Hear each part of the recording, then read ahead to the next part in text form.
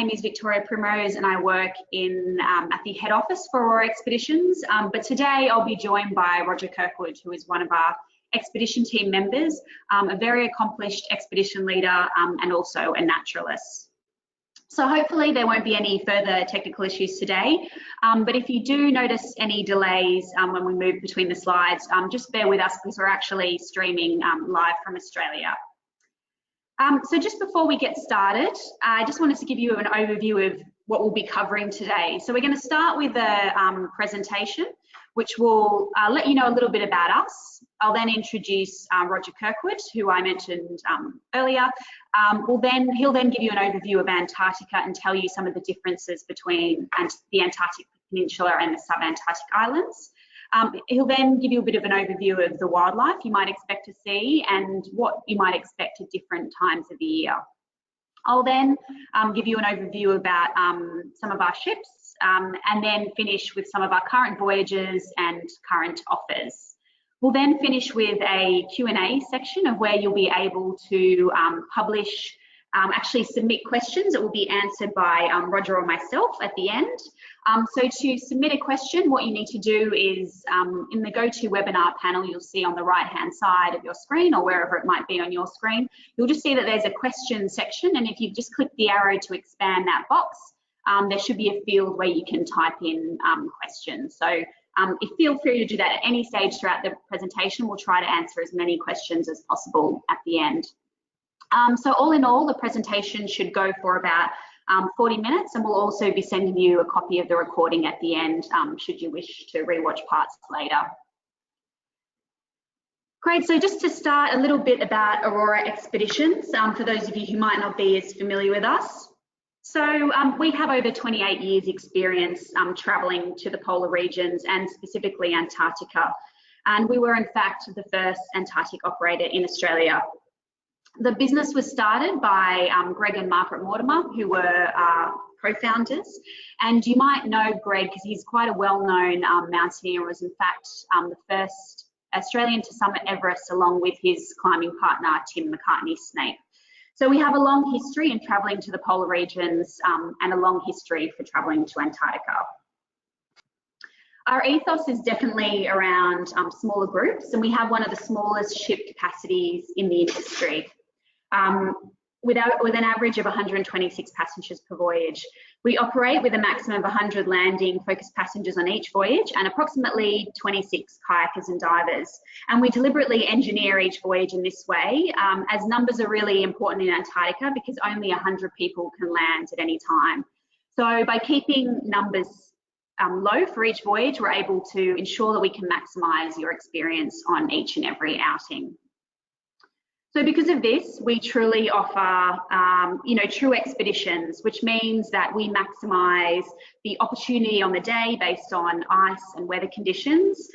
So we stop for breaching whales and we offer really immersive wildlife experiences, which is why we're awarded best itineraries by Cruise Critic last year. So it's really about getting you out and experiencing the best that Antarctica has to offer. We have some state-of-the-art ships. So we have our Greg Mortimer ship at the moment, which I'll talk to you about towards the end, and we'll be introducing a new ship in January next year. And we have a very accomplished expedition team. So our expedition team are leaders in their respective fields, whether that be in marine biology, history, or paleontology, for example. And the itineraries that we put together are developed closely with our expedition team. And last but not least, we like to offer a really relaxed onboard environment. And that's really important due to days packed with adventure. So we want to make sure you feel right at home throughout your expedition, whether that means dining in friendly groups in our open seating dining room or heading up to the bridge in your pajamas in the middle of the night for a midnight polar bear sighting. So our groups are deliberately kept small and our warm expedition team creates a relaxed atmosphere on board. So I now wanted to introduce our polar expert, marine biologist and expedition leader Roger Kirkwood. So Roger has been exploring the polar regions for over 30 years and has a very impressive resume. So Roger first travelled to Antarctica as a krill research assistant for the Australian Antarctic Division in 1984. And after that first trip, he has returned multiple times to study zooplankton, seals, penguins, and albatross. Very impressively, he actually spent a year living beside an emperor penguin colony, which led to his PhD on emperor penguin foraging ecology. He has been published in over 100 articles and written 4 books. So welcome, Roger. I was just wondering if you could turn on your webcam and say hello to everyone. Yep, hopefully that pops up. See, there's a human here. Hello, everyone. Great, thanks so much for joining us. Well, I might pass over to you just to tell us a bit about Antarctica. Okay, I'll just switch my camera off there and go back to the presentation. Okay, so I'll just go on to the first slide. The next slide. Okay, I'll give you an overview of Antarctica first. So you all know it's at the bottom of the planet and it's quite cold down there. Areas we visit have rugged mountain ranges which are covered in ice and cold oceans that some people like to plunge into. But the continent itself is quite large. I'm just going on to the next one there. It's actually got 2 parts. To me, it looks like a duck on its side with a long beak sticking out. That's the Antarctic Peninsula. The bulk of Antarctica, or East Antarctica, is over the other side there. West Antarctica is where most of the tourism goes to, down to that Antarctic Peninsula, because you can get there in quite a short space of time and you get lots of diversity in a small area.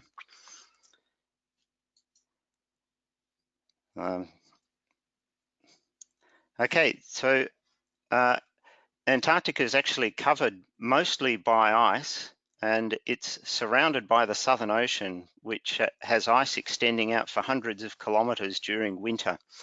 In summer, that ice melts away, that sea ice, and so you can get in close to the continent. So it's very seasonal down there, and the tourism heads in during the summer months when you can get into the continent. Another beautiful vista of Antarctica here.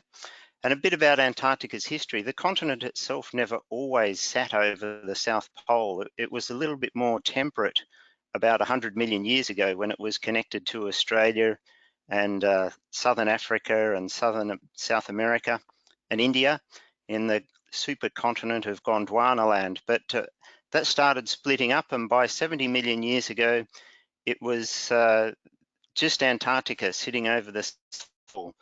The Southern Ocean opened up as South America away, and all of the forests that covered Antarctica were then buried by snow. So it's a big fossil history underneath up to 4 kilometers of ice over the continent itself. Many, many years later, humans started going to Antarctica. For a long time, we realized that there was a continent, or we speculated that there was a continent at the bottom of the Earth. But it wasn't until the 1800s, really, that people saw it. And here's some of the early explorers. Bellingshausen, the Russian, was the first to sight Antarctica in 1820. Then there was a bit of early exploration which exploded with the sealers. They discovered seals in the Antarctic Peninsula, and sealers out of the North America and Europe, mostly US and UK sealers, came down and harvested all the fur seals and elephant seals in the peninsula. And that was really the first big Antarctic industry.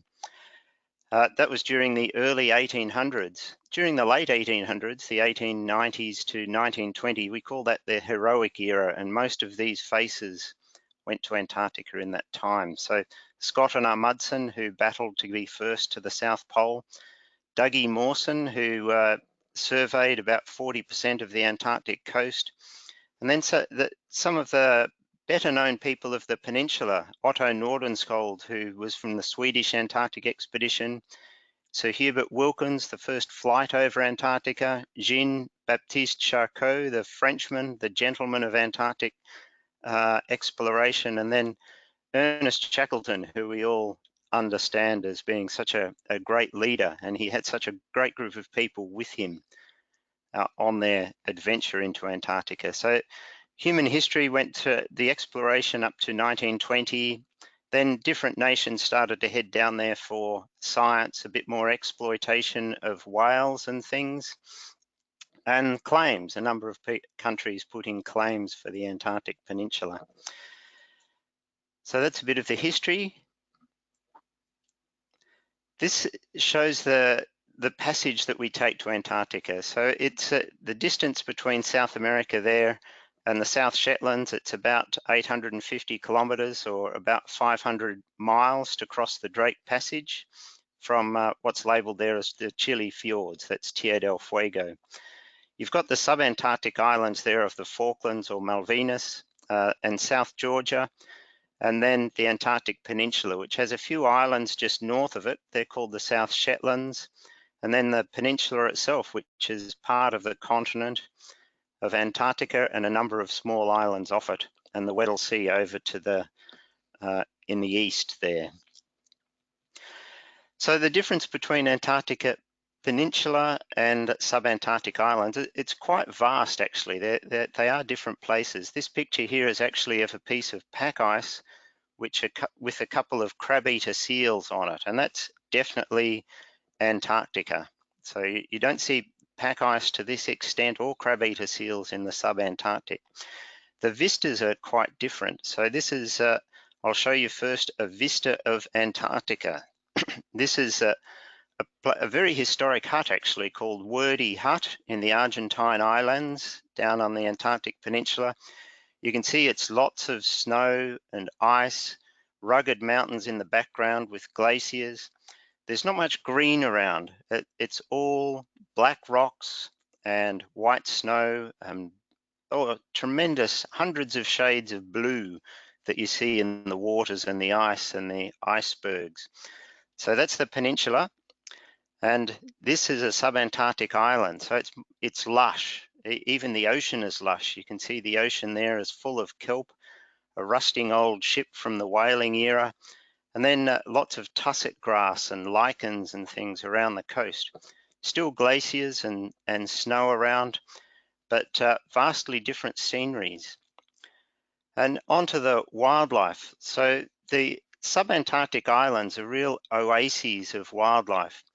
The species that live there are totally dependent on the ocean pretty well, and the oceans are full of krill and other food, and so there's just this bonanza of wildlife living on these islands, on these little oases. They have plenty of space to feed, but not much space to breed or rest, so they just crowd into the coast. And the king penguins here are fantastic for us, because they're doing lots of things all through the year. At the start of the season, you have penguins coming in to lay eggs. You also have ones that have raised their chicks through winter, so you have large chicks as well. They try to breed, but it takes them about 13 months to complete their annual cycle, so they tend to spill over into another year. In effect, that means they raise about 2 chicks every 3 years, but throughout the season you can see small chicks, large chicks, molting birds, and always there's something exciting to see in king penguin colonies. The next slide is of elephant seals, and they're one of my favorites. I find them very charismatic animals until they open their mouths, and then they can look a bit uglier.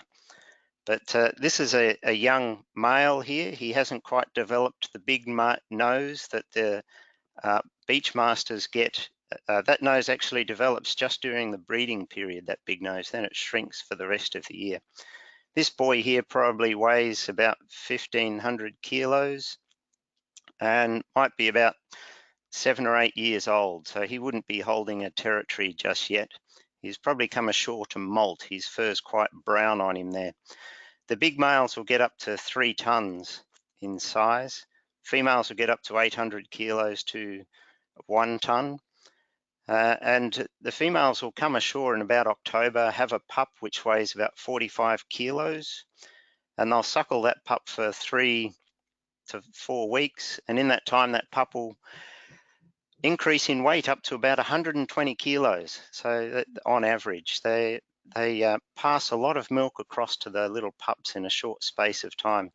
I love watching the elephant seals. They're definitely an oceanic animal that comes ashore to rest, and they seem a little bit out of place on land.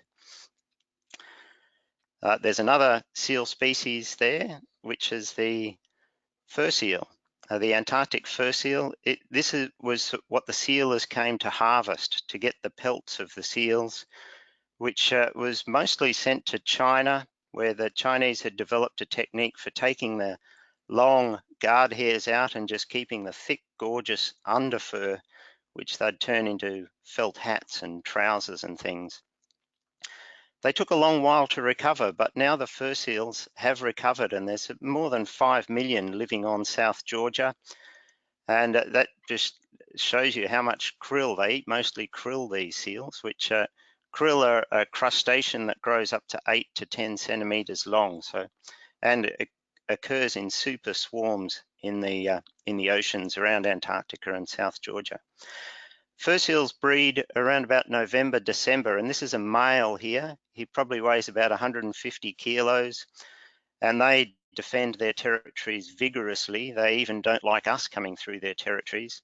They defend a bit of space on the ground, and females come to that bit of space. Have their pups, which are cute little pups, and the males at the end of the breeding period, so from mid-December on, they then depart and often end up down on the Antarctic Peninsula, where they're feeding on the krill swarms off the peninsula there. The females continue to suckle the pups, go to sea and feed, come back and suckle the pups for about 3 to 4 months. So throughout the summer, you can see the females and pups as the pups are growing ashore. The pups get very playful late season.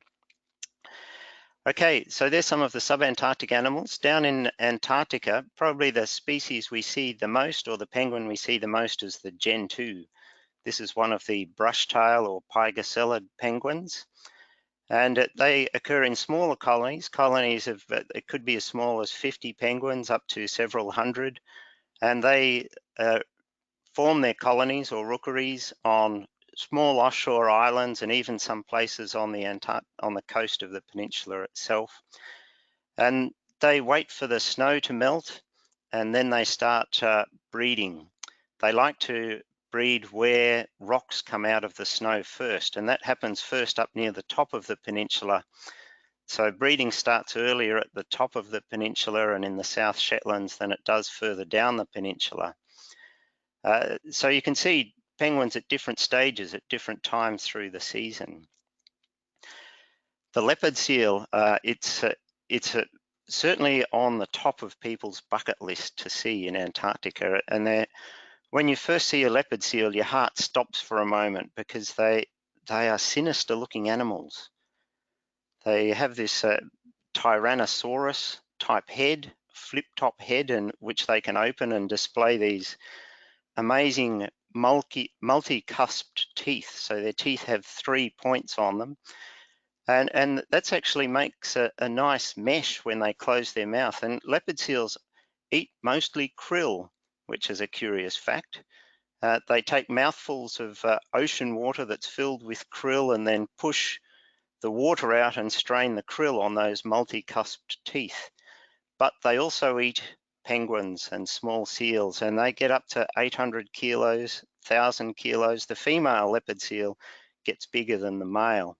They usually occur by themselves, and when they're swimming around in the water, you feel this da-da, da-da, da-da type experience, because it's you're waiting for something to happen, and they can pop their head out right beside a zodiac and look at you, and it's a little bit heart-stopping, but it's actually quite a neat experience, quite even more neat if you're in a kayak or if you're diving.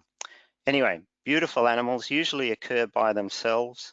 They mate on the pack ice in about October, so we rarely see them, the females with their pups. We usually see them as single animals. The Weddell seal, the consummate Antarctic seal, they occur further south than any other seal, and they're magnificent divers. They can hold their breaths for half an hour and dive to up to 600 meters deep. They like to rest on snow or ice banks, and they have individually distinctive patterns on their chest. They can be hard to tell from a leopard seal, but they have small heads compared to leopard seals. They eat mostly fish, these animals. I should point out, I should have mentioned when we had the elephant seal there, they are the ultimate divers. The elephant seals can dive to well over 1 kilometre deep. They've been recorded down to 1,500 metres, and they can hold their breath for up to 2 hours, which is absolutely phenomenal. The elephant seals feed mostly on squid and myctophids that live down around the 800-metre mark. Adelie penguins are one of the more charismatic species. They very ferociously defend their nest, defend themselves, beat up on humans if they could. They beat up on each other. The Adelie penguins have a curious distribution on the peninsula. There are some big colonies at the very north of the peninsula, and then there's an Adelie Gap, and then further south on the peninsula, their colonies start again, smaller colonies. So they're quite similar in behaviour to the gentoos, but are a more southerly adapted penguin, and that they can actually occur right down the bottom of the Ross Sea. They have a shorter breeding cycle than the gentoos, but are quite similar to them. Onto the whales, this is a tail of a humpback whale. It's got quite a few barnacles. It's got some nibbles on the tail there, which are probably from some orcas. Killer whales might have given that tail a little nibble. You can tell individual whales by the patterns of the underside of their flippers. So humpbacks are the most common whales you see.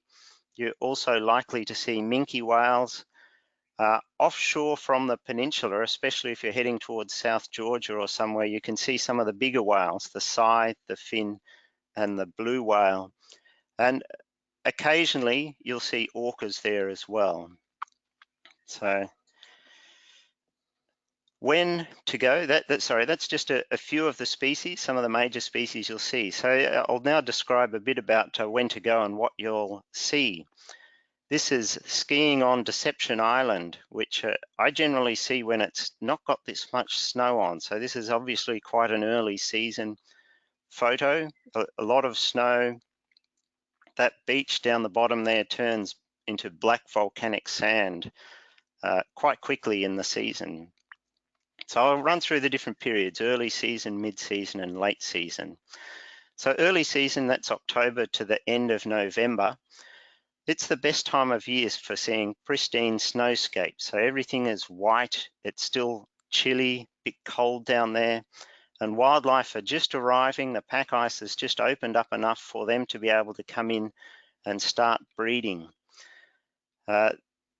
There's not many footprints on the snow here. Not many people have been down, so that's a real bonus for this time of year because you feel like you're the first people to see it. The wildlife to expect: penguins are forming colonies, building nests. You can see eggs and you can see hatching. As I mentioned, this starts earlier further north on the peninsula. So you might see chicks further north on the peninsula, and further down south around Port Lockroy or areas like this, the penguins are just starting to build nests. So the timing is a little bit different. There's other birds, of course, as well. The petrels are coming into nest, the skuas and the sheathbills, which operate around the penguin colonies. The sea ice seals are breeding on pack ice, and so we don't often see breeding by these seals because it happens quite early in October, but occasionally we can see one of these seals with a pup, but that happens on the pack ice pretty early on. At South Georgia, elephant seals are in full flight. It's all happening for the elephant seals here. The beach masters are protecting their harems. The females are having pups. The pups are starting to grow. Fur seals are coming ashore and starting to establish where they want to hold their territories. That sort of develops a little bit later, or late November is when they start having their pups. And of course, the king penguins are a bonanza every time. Every time you go to see them, they're doing so much, and they're so photogenic with that yellow auricular patch that they have, the patch around their ears. Mid-season, so December to mid to late February. That incidentally, this is a humpback whale breaching, leaping out of the water with joy, has a bit of energy to spend there. And we do occasionally see them breach like this mid-season or late season when they've filled their bellies with krill. So mid-season's the best time of year for the weather. The weather can be more stable through this time of year. You can get glorious periods day after day of sunshine. You may not though. You might get overcast periods, more stable. You have 24 hours of sunlight. So even midnight, you have the glow of the sun across the horizon around here, and beautiful sunsets that go on for about 4 to 6 hours. Colony activity as well. The penguins, everything's happening. The colonies are formed, adelies, chinstraps and gentoos. Eggs are hatching and chicks are growing fast. They have about a 65-day growing period. And so there's incubation where one parent is, or they're looking after the eggs, and then they're looking after small chicks. Then the cray stage when both parents have to go to sea and get food, and then molting after that of the chicks, and then parents coming back to molt too. Skuas patrolling colonies. You see the interactions between the penguins and the skuas. Sea ice seals often on floes, so we see the all three species of seals on ice floes and ice banks around the islands, snowbanks. Humpback whales are increasing in number. There's more krill in the water because they're feeding on all the phytoplankton that's blooming with the release from the pack ice. The sunlight's getting in the water there now for the phytoplankton. At South Georgia, elephant seal pups are weaned and roaming around. Female suckles the pup for about 3.5, 4 weeks, and then she goes to sea and the pup's left there by themselves. They've weaned, but they're little balls of fat, and they stay ashore for another few weeks to convert that fat into muscle and to molt before they actually head out to sea. So you see pups roaming around, other elephant seals coming ashore to molt.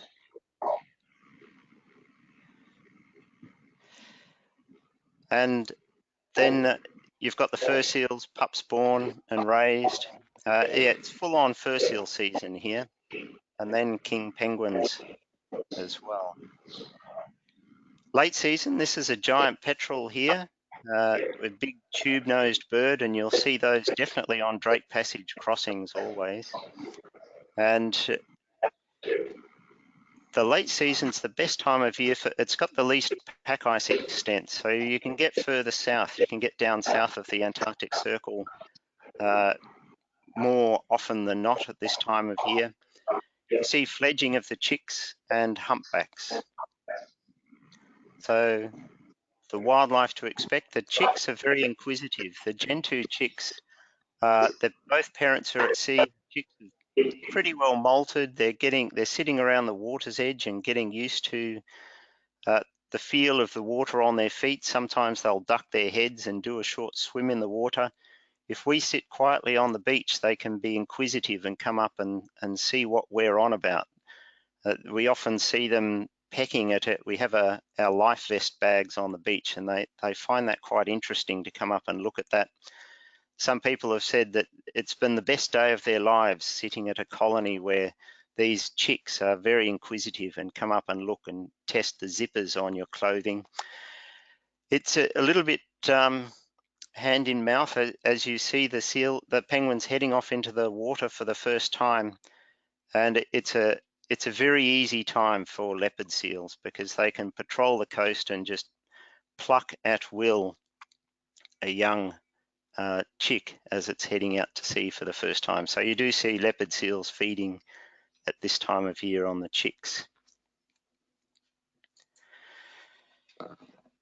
Fur seals are most abundant on the Antarctic Peninsula, as I said. Their numbers are starting to increase on the Antarctic Peninsula, so you see them down there. and they occupy beaches around the around the South Shetlands as well. Deception Island beaches can get quite a few fur seals on them. The whales are most abundant. The humpbacks are in their biggest numbers there. They're also fairly full of krill, so they can be a little bit more interested in seeing what zodiac or kayak activity is, and so put on good performances. At South Georgia, the fur seal pups are very playful at this time of year, wrestling with each other. They have time on their hands as they wait for their mums to come back and suckle them.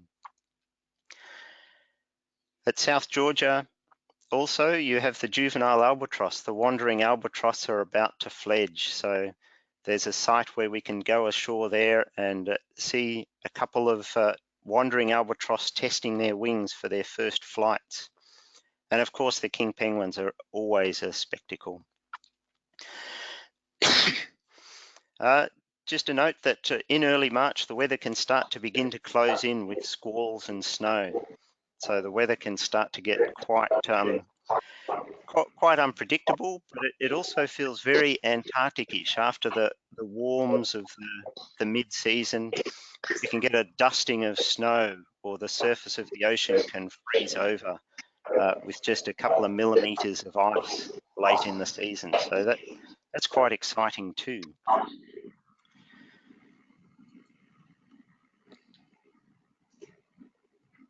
And just going on to, okay.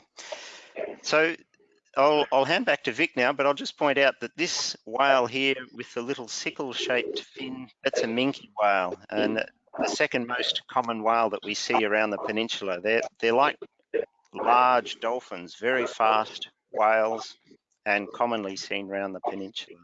So I'll hand back to Vic now to talk a bit about the logistics and the ship. Great, thanks so much, Roger. Well, yeah, now to tell you a little bit about your base camp for your voyage. And this is our ship, the Greg Mortimer, and we have a second ship which will be launching shortly and will be named in January. So just to tell you a little bit about this ship. So this ship is very unique because it's the first passenger ship to feature the Ulstein X-bow. And the X-bow is that pointy thing or the pointy nose that you can see at the front of the vessel. So what it does is it actually, rather than riding on top of the wave, it actually pierces through the waves. And that means that it's more fuel efficient and actually gets to the destination faster. And also gives a more comfortable ride, which is particularly important for Antarctica when you're crossing the Drake Passage. It's really being built for immersive wildlife experiences. So while we try to get you off the ship as much as possible, we have some spectacular places where you can actually view wildlife and vistas outside. So these are actually our hydraulic viewing platforms, which you can see there with some people standing on them. And what they do is they fold out from either side of the X-bow to get you even closer. And you can see just to the left the actual observation deck, which we have two, one outside the bridge and one on top of the ship. So they offer sweeping panoramic views, and we actually have an open bridge policy, which means you can go into the bridge and have a look and have a chat to the captain and have a look out. So sometimes when, for tricky passages or when the captain needs to concentrate, we might close a bridge, but generally people are welcome to come in and have a look. So the ship has also been really purpose-built for adventure and getting you off the ship. So you can see in this image on the left, we have our activities platform, and this is where all of the magic happens when it comes to kayaking. So all the kayaks come through that back chute, and then people can get on them from our activities platform. And we also have these Zodiac loading platforms, and we have two on either side of the ship. And basically having multiple exit points from the ship means that we can get you out onto Zodiacs for an excursion or for a landing on shore as quickly as possible. We also have a mud room, which is really important for Antarctica when it comes to preparing you from a biosecurity point of view. So in the mud room, you'll be able to store your parka, which we provide for free on every voyage, and also your muck boots, which we provide as well, and they're stored in these rooms, and you come down here to prepare yourself before you get out onto the Zodiacs. The ship is, you know, is well designed to give you a comfortable voyage when you're on the ship as well. So we have some very nice, comfortable rooms, some really nice, as well as open decks, some internal viewing areas where you can sit and have a cup of coffee and just watch the world go by. A library where we have amazing collection of books on wildlife for the Antarctic area, and then a dining room where you join us at breakfast, lunch and dinner for some hearty meals, refueling you after your day's experience. We also offer an extensive activities program in Antarctica. So just some of the things that we offer include kayaking, snowshoeing, camping, snorkeling, diving and skiing. So on each voyage it's indicated whether this activity is offered or not, but this is basically an optional addition to the activities which are already included as part of the voyage.